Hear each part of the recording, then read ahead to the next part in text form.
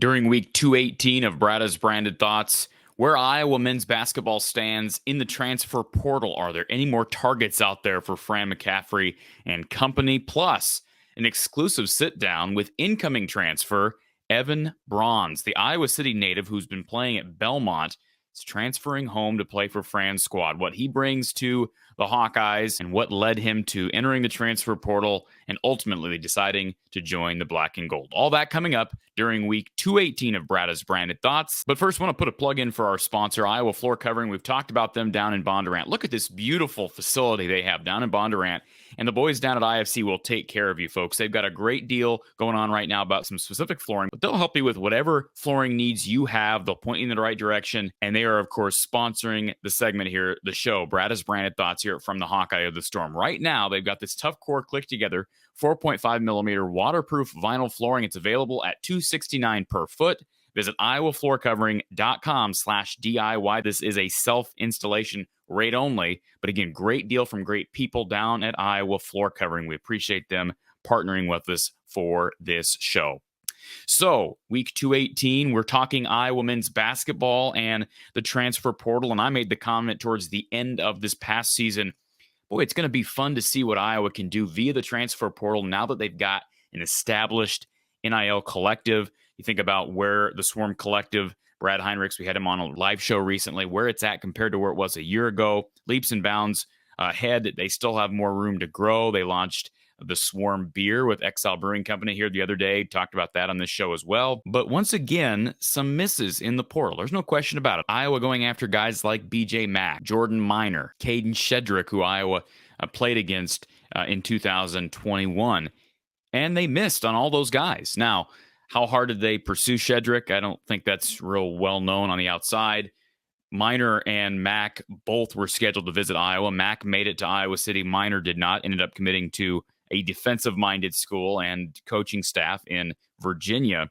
The Hawkeyes losing out. It sounds like they were in second place. From what I've been told, they were in second place behind South Carolina as Mack ends up going to the SEC. So Fran has struggled. And there's no question. We've talked about the recruiting woes at times with the big names out there, not just in the transfer portal, but out of high school. Iowa routinely coming in second or third place. Now, they've had some success stories. Don't get me wrong. You think about the recruitments of guys like DeSante Bowen. He's a four-star point guard. Got high hopes for him still. Attaboy for Fran to get him. Cooper Koch is a guy who will come in a year and add a lot to this team. A lot of shooting, a lot of length to this team. He's a four-star kid. They've been successful. Tyler Cook, Luka Garza, with guys who were somewhat highly recruited, but they have had more struggles than not with the 4- and 5-star kids and the big names in the transfer portal. Now, Philip Rebracha is a testament to the fact that you don't have to be a big name. Fran and company, very good at identifying talent at the mid-major level and helping that to translate to Iowa. They did land Ben Krikke. We've talked about what he brings offensively. Very skilled, big at 6'9", very adequate scorer. And we're going to have a conversation with Evan Brizzi here in a few minutes. I think Evan's going to bring a lot more than people think. But could Iowa still add somebody else? Well, from what I've been told, it's unlikely. It sounds like Fran has come to terms with the numbers he's got on the team right now, the roster that is currently in place. If something changes in the portal, maybe Fran makes a move for somebody. I can tell you that according to a report, Iowa did recently make contact with Ernest Yuta, 6'10", big out of Kansas. And they did make contact with Grant Nelson, the 6'11", skilled big man from North Dakota State, who does have his name in the NBA draft. He's got a few days left to decide whether or not he's going to withdraw that name or not, but he is in the transfer portal, and he's going to be wanted. He is wanted by schools across the country, as is Yuta. Yuta just got off a visit from Duke. I did see somebody from 247 Sports had a crystal ball in for Yuta to go to Duke. So that may very well happen. Not saying Iowa's offering these kids or pursuing them hard, and it is widely known that a lot of these kids are being contacted through the grapevine, as they say, prior to even entering the portal, which means a lot of the time they know where they want to go. And in the case of Nelson, we can't be dogmatic on this, but is it possible that he has an idea of where he wants to go if he doesn't get the feedback from the NBA that he's looking for? That's possible. So who knows if Fran is really going after him. But they did make contact with him, and from what I was told, they were pursuing him briefly. but he's a big fish in the portal. So it's likely Iowa's done. They've got one scholarship open. Will they give it to Amarion Nimmers? Will they wait around and see if a grad transfer enters or someone else that Iowa doesn't quite have on the radar yet? Sally O.C. is a guy from Ellsworth Community College, a 7-footer Iowa offered several months ago. It sounded for a while like he was a lock for Cincinnati. Haven't heard anything about him, and he would be part of the 2023 class. But Iowa obviously wants another 5. There's no question about it. It seems like Fran is somewhat comfortable with his guard court. My guess is they think Brock Harding's going to contribute early and that DeSante Bowen will take a step forward. Remember, they lost Aaron Eulis to Nebraska as he heads up the door and transfers to the Big Red. So, again, we'll continue to follow the transfer portal, but don't expect any big news. Things could fall into place for Iowa, but anticipate the 12 scholarship players that we already know about heading into this next season. And things can always happen, especially the transfer portal. Things can happen at weird times and things can change. So we'll just have to wait and see. So without further ado, I want to give our attention to a very special interview. Incoming transfer Evan Brauns, the 6'9" Belmont transfer, who's originally from Iowa City, joins us here from the Hawkeye of the Storm to talk about his decision to join Iowa and how he sees himself fitting into the fray in 2023. But before we get to my sit down with Evan, a word from our sponsor. Straight from the man cave Kinnick Under the Kitchen, authentic, original player art prints are being drawn up for Hawkeye fans everywhere. From Under the Kitchen's Murray Legacy print, which features former Hawkeye Kenyon Murray, current Hawkeye Chris Murray, and current Sacramento King Keegan Murray, to football players Lucas Van Ness, Torrey Taylor, and Cooper DeJean, to wrestlers Tony Cassiope, Alex Marinelli, and Real Woods. Oh, and only one of the greatest athletes to ever compete at Iowa, Spencer Lee. There are so many options available, and they make great gifts. Visit Under the Kitchen on Facebook or at Under the Kitchen's new website. It's underthekitchen.square.site. That's underthekitchen.square.site. Check out Under the Kitchen today and get your authentic, original Hawkeye print. Pleased to be joined now by Iowa City native Evan Brauns. He's with us, and the newest edition of the 2023-24 Iowa men's basketball roster. Evan, first of all, thank you for taking the time to be on this show, and welcome back to Iowa City. First of all, what's it like to call yourself a Hawkeye and be back in your, well, I think you consider your hometown? Yeah, well, thank you for having me. Like you said, super excited to be here. It's an experience that is like none I've had so far in college. Being here with friends and family and people I've known since high school and a lot of years. So, something that is super special for me and my family. And like I said, that's super unique and just really exciting for everyone involved, I think. I have to ask you this. I kind of dropped the ball. You and I chatted a few minutes before we started recording, but Evan, I didn't get your official measurements, if you will. So yeah, I believe you're listed around 6'9". Is that accurate? Mm-hmm. Yep, around 6'9", 6'10", yeah. Okay, and as far as weight is concerned, can you share where you're at currently? Yeah, I'm sitting around like 245. I'm starting to get a little leaner as, I've been home and just trying to get prepared for spring and summer practice and stuff coming up here soon. So, around 245, I think when it gets down to be the season, maybe I'll gain around 250 just to get, ready for, bigger competition and guarding bigger guys. But yeah, right around 240, 245 right now. And so that's kind of that was my next question, where Fran and the staff sees you weight-wise. Mm-hmm. You played with Patrick. You're an Iowa City kid. You understand Fran's system and the up and down tempo. How will that be different than, tell us a little bit about Belmont basketball and the differences between the two styles? Right. Yeah. Like you said, like it'll be an adjustment, as it would for anybody. But I think, Belmont's style was, it was less free flowing than Iowa's style. And I think Iowa's ideal style is fully free flowing, just give the players control. And, I think he has a lot of belief in the players. And so letting them make decisions. But, I think that Belmont was a little more structured when it came to offensively and sets. We were lucky to have very intelligent coaches. And so, sets was something that we ran semi-frequently, just depending on matchups and different situations that coach wanted us to do. But it also we also had a semi set play. We ran in transition every time, depending on, we had two really that we would run in transition. And so we kind of always knew what we were going to do, like every time, every transition, like this is what we're going to do. And that's very different. And just talking with coach and some different people around the program, I'm getting a better understanding of, well, he doesn't necessarily want to restrict a player to you go here every time in transition. Like that was, and at Belmont, that was fine. I didn't know anything else and I had no problem with that. And I think there's a time and place for, stuff like that. But I think coach very much puts a lot of trust in the player, and he recruits certain guys that he knows he can trust, right? And so I think that makes his recruiting a little unique, but it's definitely going to be a change, but one that I'm fully capable of making. It should be good. So when you were coming out of high school, what was the recruiting process like for you? Obviously, you had an opportunity, Division I opportunity, besides just Belmont. What made you choose Belmont, and did you ever have the idea that perhaps you'd end up back at Iowa? Yeah, I think when it came to Belmont, they did a really good job recruiting. They'd been on me for a while. They made a real good effort. And the way the program was going, they winning a lot of games, successful program. They competed at a high level. And, all that being said, it also is a place that they said I could come in and have, a chance to contribute my freshman year, which was something that was really important to me coming out of high school.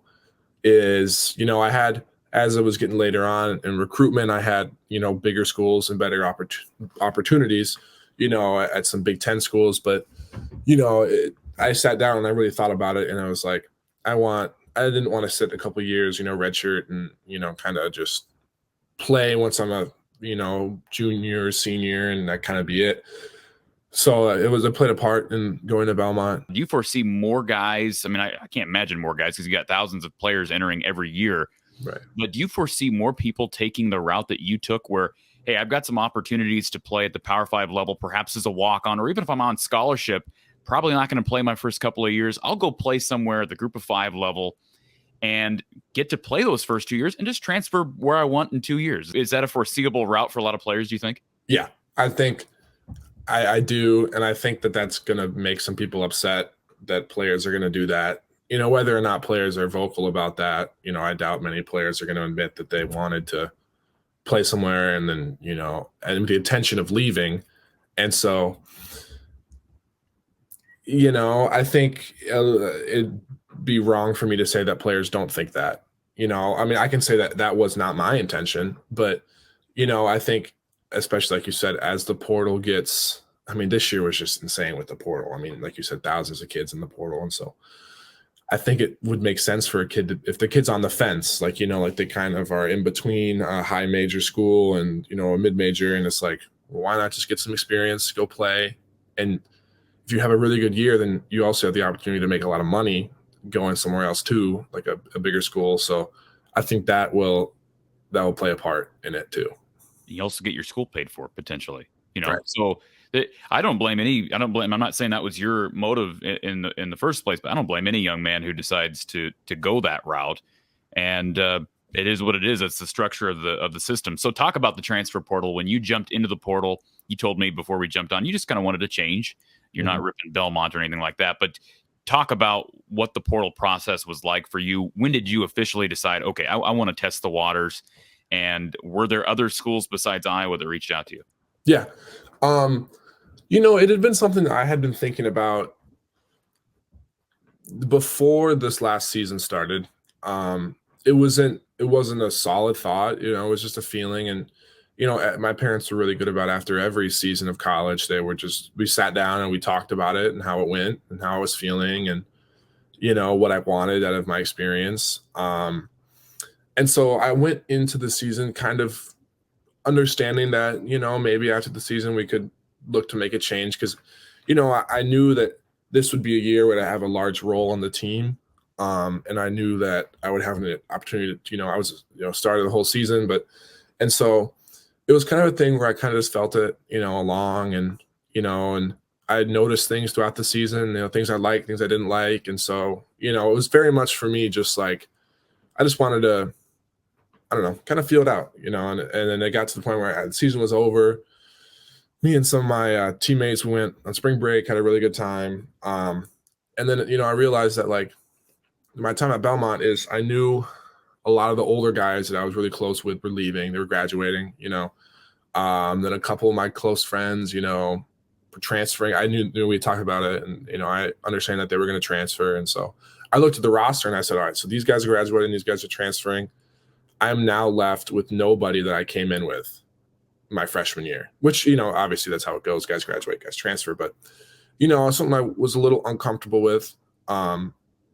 And so I was like, you know what, we'll make the change. We'll see what we have. And, when I initially entered, I remember I was out to breakfast with my roommate, and I didn't know exactly when they were going to submit me into the portal, the compliance staff.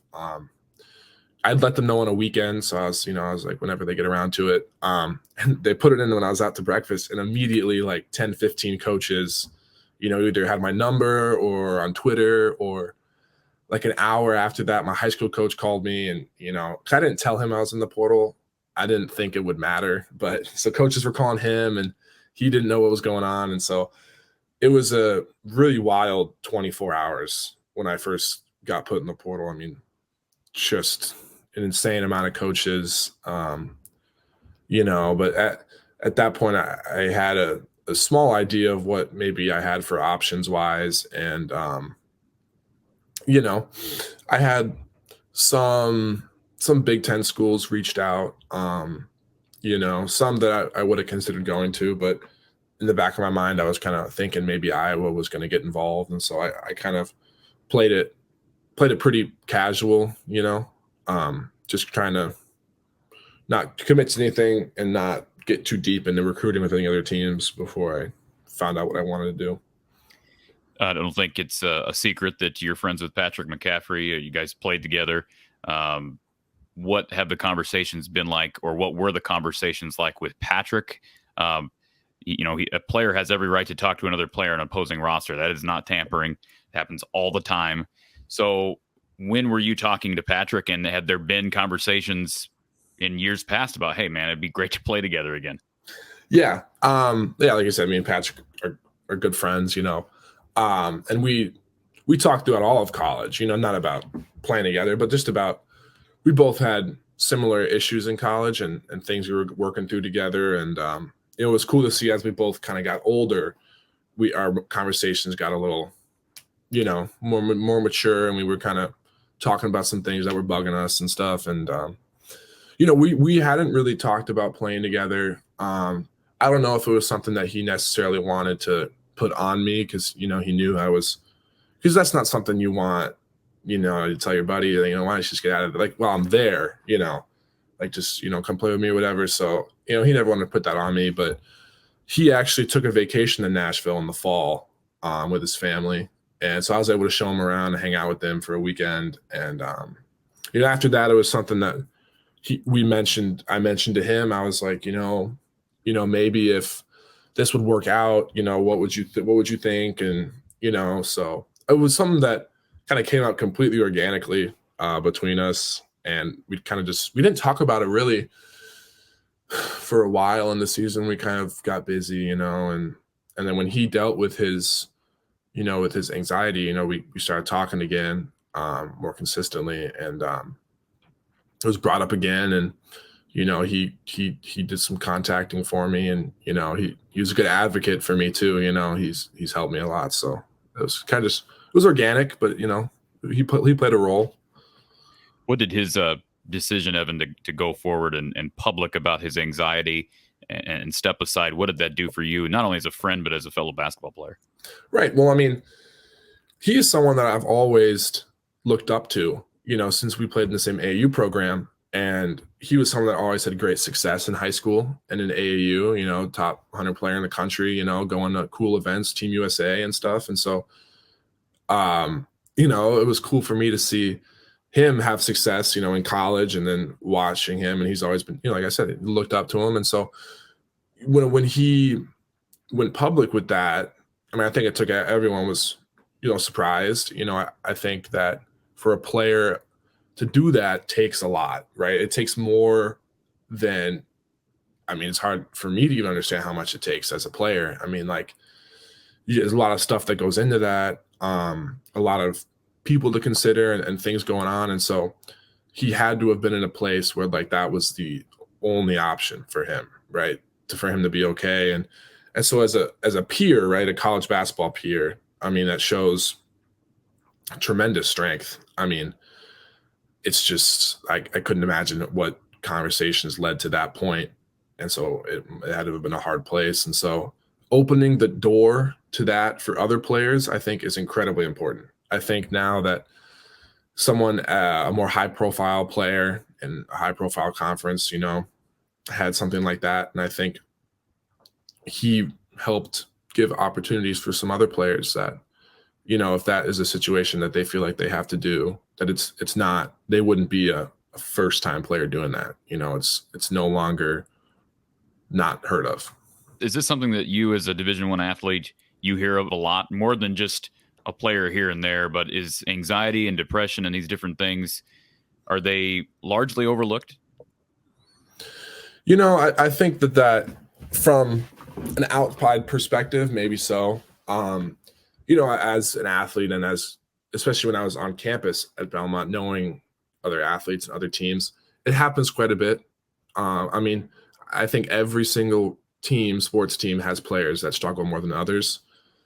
And I would see it even at Belmont where players would quit sports and it wasn't as loud, I mean, someone like Patrick who has the platform and being at the university is different, but players just get burnt out or it gets too stressful, too much anxiety. And I think, unfortunately, there's a lot of stress put on players, whether intentionally or inadvertently, by different people. And it's hard. It takes a lot of conscious effort to kind of fight through that. And I mean, it was something that I think COVID played a large role in as well, unfortunately, with different isolations for athletes, kind of more of a fishbowl kind of experience going on for some people. That was something that I experienced a lot my freshman year. It was just hard, and so that the positive was that it opened the opportunity for players to be more open about it. But I still think that there are a lot of players dealing with it that don't say anything or don't even honestly know what it is that they're experiencing, so. And I think one of the big problems, I don't want to get into a whole mental health awareness show here, Evan, but I think one of the big problems out there is people thinking they understand other people. And this presumptuousness that we tend to have as a society. Oh, I understand that. I've been through that. No, you haven't. You've never been through what I've been through. And let's just be honest, Evan, it's not just being a student athlete, it's being a college student, right? It's amazing how many living in a college town here and going through this, understanding the number of young people that are dealing with extreme anxiety and depression. So I think Patrick spoke to more people than just student athletes. And I think it's phenomenal that he had an impact on you and is continuing to have that impact. I do want to transition a little bit to Fran McCaffery and the staff. I'm curious, you having played with Patrick, how close were you to the McCaffery family? Yeah, I mean, we got closer as the years went on. I think it was something where we didn't necessarily want to bother them, because during the basketball season in high school, he had a lot going on, coach and their family. And so, but he did a great job. If he was at almost all of our games, home or away, and, I think that was really cool. I think it was cool. My parents got to meet them and, develop a relationship with them just as friends, outside of everything else. And so I think, just that relationship being built was cool to see. And it was cool for my parents. And even when I was at Belmont, as them, my parents to his parents, just as fellow adults dealing with students, children in college and playing sports, that was some camaraderie there. And, I think, like I said earlier, we've shared similar issues, me and Patrick. And so, kind of helps bring everyone together a little bit, shared experiences. When you first started playing with Patrick, what made you more nervous, playing in front of Fran or playing in front of Margaret? Well, that's what people don't understand. Mrs. McCaffery, she's very competitive. I mean, for her kids, and she's a great mom, and she's been really a good friend to my parents. But yeah, no, she gets into it. I love it. It was fun to see in high school. Even my parents would, be at games, and she gets really into it. So it's pretty cool. It's cool to see. Favorite country musician? I know I'm jumping all over the place. Oh but yeah, Nashville, man. I got to ask you that question. Favorite country musician right now? Probably Zach Bryan. It's hard to go wrong with Zach Bryan. Man, he just makes really good music. I mean, it's not even like traditional country. It's even more a little folk music, but man, it's just good stuff. So were you a country guy before moving down there? Or have you become more of a country guy now that you're in Nashville? Yeah. I did not like country music in high school. It just wasn't. I never grew up. I mean, I don't know. It just wasn't something I listened to. But I mean, even my freshman year, I was a denier, and then my roommate got me into it my sophomore year. And last year we really got into it, and then now it's basically all I listen to. So, and country music is a part of Iowa culture. So you're going from Nashville back to a place you live, but now you have a different perspective on the genre. There you go. I'm kind of the same way myself. Where does Fran see you fitting into this roster, I should say? You're familiar with the contributions of Filip Bracha over the last couple of seasons, and boy, that guy has been important to the foundation of this team. And Riley Mulvey, of course, is back. He's a traditional 7-footer, and he's still young and developing. He got here a year ahead of schedule. And then, of course, Ben Krikke. We'll get to him in a second because I know you have a relationship with him. But just talk a little bit about where Fran and the staff have talked about you fitting into the plan. Yeah, I think it's something that is, going to develop as we move into spring and summer practice here soon. But I think, it was important for him for coach to bring in players that had experience already, and we're going to bring in a level of maturity and just overall professionalism into the program. I think he wanted to be very careful in the portal of, not, I don't know. I think, this is going to be a new roster this year. A lot of guys playing different roles that they haven't yet. And, for me coming in as a player who's had 3 years of experience already in college, and a guy who he knows, and I think that helped my case coming here because I think he wanted to bring in players that he didn't have to worry about getting ready for college. Like he can bring me and Krikke in, and it's like, all right, you guys have been in college. I mean, I don't know how long Kricke's been in college, 4 years at least. Yeah. So, I think that part takes an ease off the coach's mind, just because it's like, hey, it's one less thing I have to worry about. These guys have been in college. They've been starters in college. They understand things a little bit differently than a freshman would. And so for me, that helped my case a lot. And, I think me and Ben are different players pretty much completely. And so I think getting some diversity there at the 5 was important. And so for me personally, I'm a little more on the stronger side, more physical. Defense is more something that I've just been more natural at, throughout my whole career, high school and college. And so I think that's a role that I can fill, and I'm not, there was no plan for me to come in and be some all-star on the court. I don't think that was anyone's expectations, but, I can just, my goal is to basically play my role as best as I can, so whatever coach wants from me, and that's what I want to excel in, so if that's coming off the bench and giving backup minutes, or, just coming in and being physical and, trying to rile up someone else's big guy, something that was kind of my role my first and second year in college. So that's kind of my understanding of what the role is going to be. A little leadership, a little maturity, and then a little just physicality. I think that's pretty good. And before we continue on this note, I do want to mention, we talked about you living in Nashville. You're going back to the Arctic tundra for basketball season. I mean, you get some warmer climates down in the Tennessee area. But you are, I mean, for anybody that doesn't know, you didn't only live in Iowa City. You lived in Michigan. You were born in Minnesota. So you are a Midwest guy through and through. So I'm guessing the cold winter is not going to bother you. No, I love it. I love snow. I'm excited. It'd be great. So as it relates to Ben Krikke, you guys played against each other. And of course, him at Valpo, you at Belmont. As you said, you're totally different players. And I think you complement each other well and have the ability to do that. I'll be anxious to see how much Fran, if at all, decides to play you two together, because you do have a totally different style of play. And I mentioned in some of your highlight film watching, when I broke down your film, I thought, there's a couple of videos where you kind of took it to Krikke.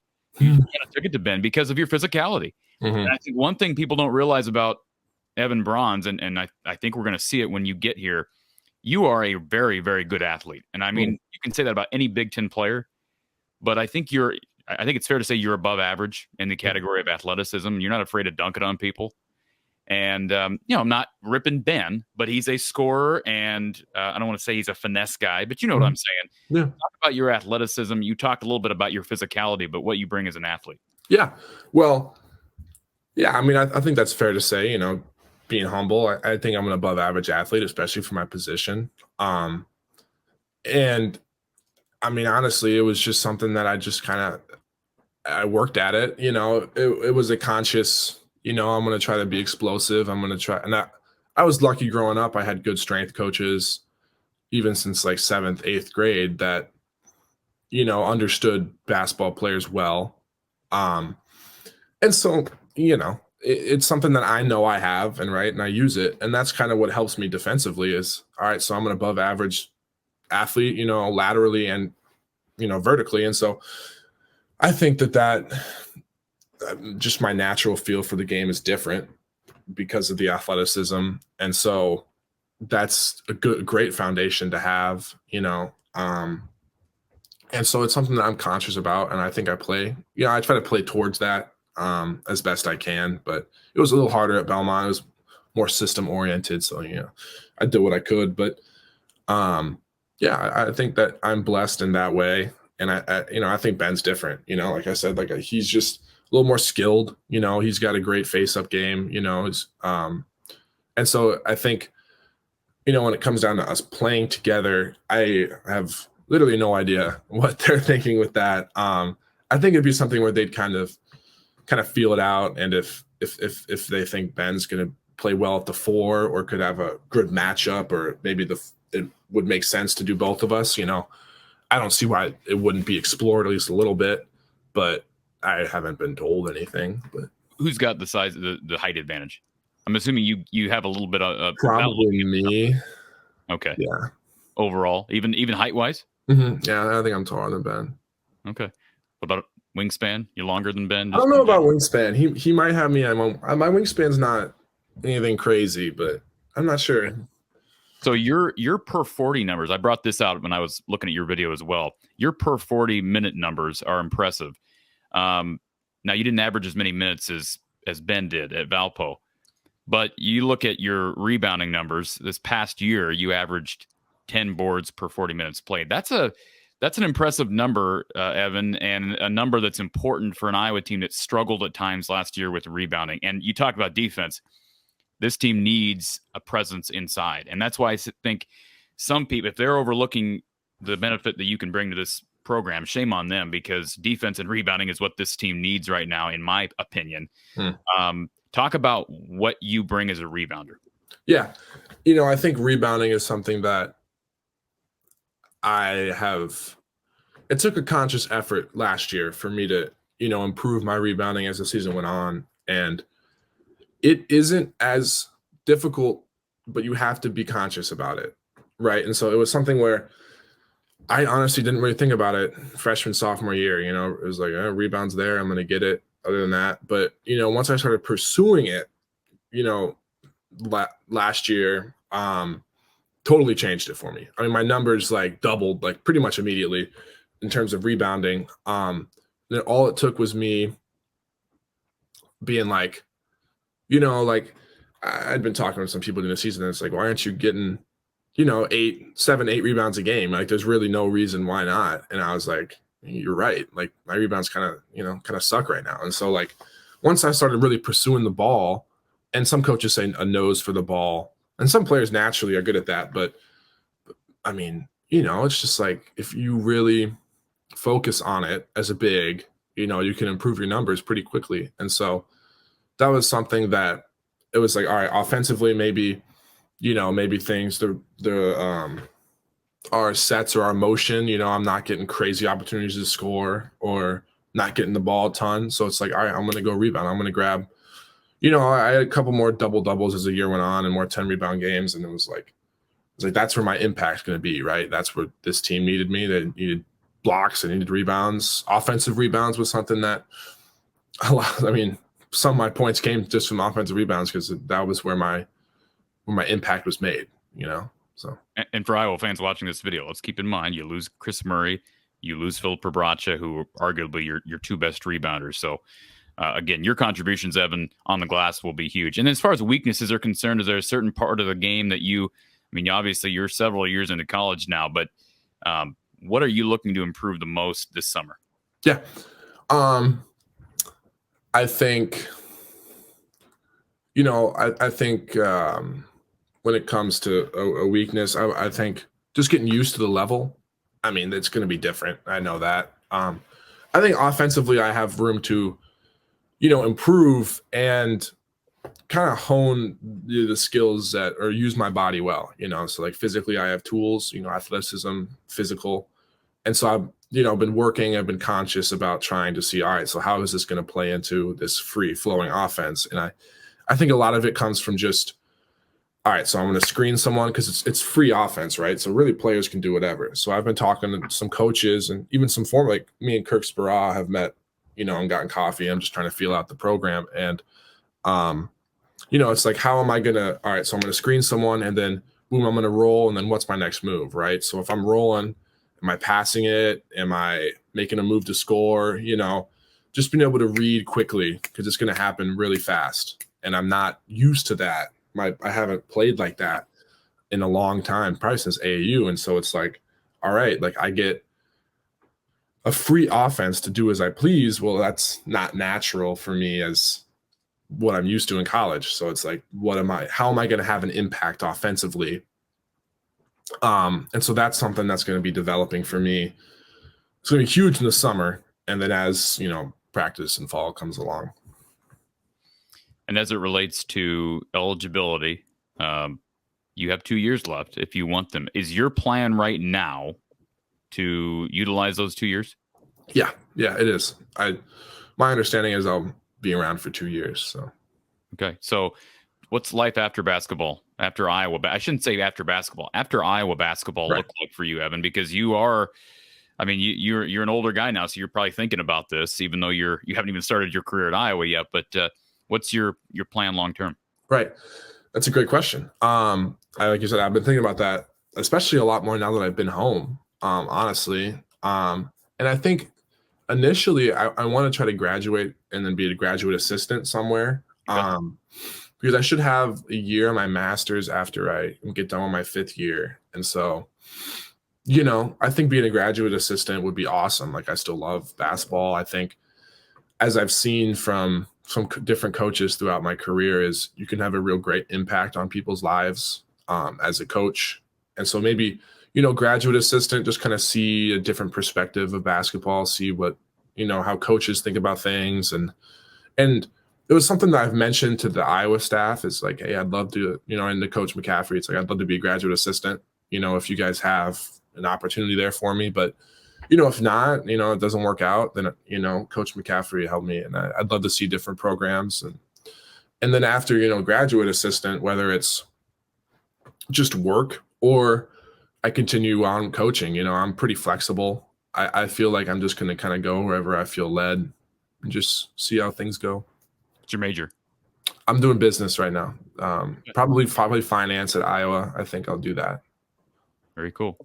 Well, Evan Brauns, we appreciate you taking the time this afternoon to join the show. And I couldn't be more excited to see you back home. I think it's just great. The storyline with you and Patrick and the McCaffery family and the Iowa City roots. And like I said, the needs of this team. And you're getting to battle an old Missouri Valley Conference foe in Ben Cricky. So did you guys ever get into it on the court during games? No, actually, I told this someone earlier. I think Ben's a really nice guy. Okay. Some guys are a little more aggressive, or no, Yeah. me and him have always been pretty cool, I think. So Okay. Yeah. Well, Evan, we appreciate the time, and we'll look forward to talking to you again maybe this summer, but we'll really look forward to seeing you on the court this fall and winter. Thank you. Yeah, I really appreciate it. Very much appreciate Evan Brauns joining the show. And I'm telling you, folks, I said this during the interview. I'll say it again. I know some people were negative about Iowa adding Evan as a scholarship guy, but I'm telling you this right now, folks. You should be excited for Ben Cricky. He gives you versatility on the offensive end, but Iowa's two biggest needs are defense and rebounding. They struggled in those two categories these last couple of seasons. They've struggled on defense more than the last two seasons. They need a guy who can bang down low, who can be a rim protector. Evan Brauns has the capacity, the potential of filling that void. So I'm equally as excited to see Evan Brauns as I am to see Ben Cricky in an Iowa uniform. And I think Evans has an opportunity to be a key cog off the bench in 2023/2024. So appreciate Evan joining the show. I'm excited to see him, and a great story, see him come back home and be able to be on scholarship at a school that he grew up loving, and of course, be able to be reunited with Patrick McCaffery. Just a great story. Very happy for Evan. And again, we appreciate Evan joining the show. So appreciate you tuning in for another episode of Brada's Branded Thoughts here from the Hawkeye of the Storm, week 218. Reminder to subscribe, hit that like button, support our sponsors in the description below, and we'll talk to you next time.